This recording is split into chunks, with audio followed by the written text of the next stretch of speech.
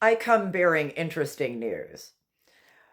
Most of you know who Curtis Yarvin is. He's the person behind JD Vance. So he's the philosophy behind Peter Thiel, and Peter Thiel's behind JD Vance, blah, blah, blah, blah, blah.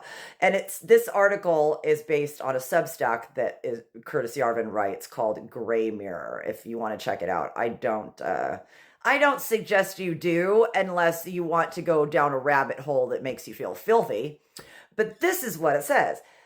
Some good news. Curtis Yarvin, the anti-American Dark Enlightenment group guru credited as the philosopher behind JD Vance, believes the Trump administration is doomed to fail. Fearing retribution from a future Democratic administration, a terrified Yarvin declared on October 5th that he is already planning to flee the country.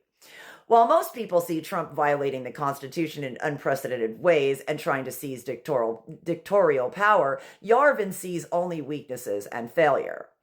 Curtis Yarvin doesn't think that he's going far enough. Yarvin doesn't think Trump has the guts to pull off a full fascist nightmare. Instead, he casts the administration's actions as merely performative stunts with no lasting impact.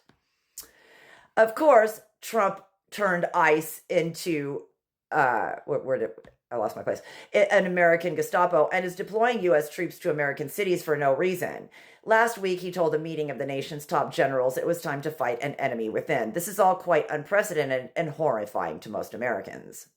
Yarvin, clearly feeling paranoid and pressured, has experienced significant reputational decline in recent months.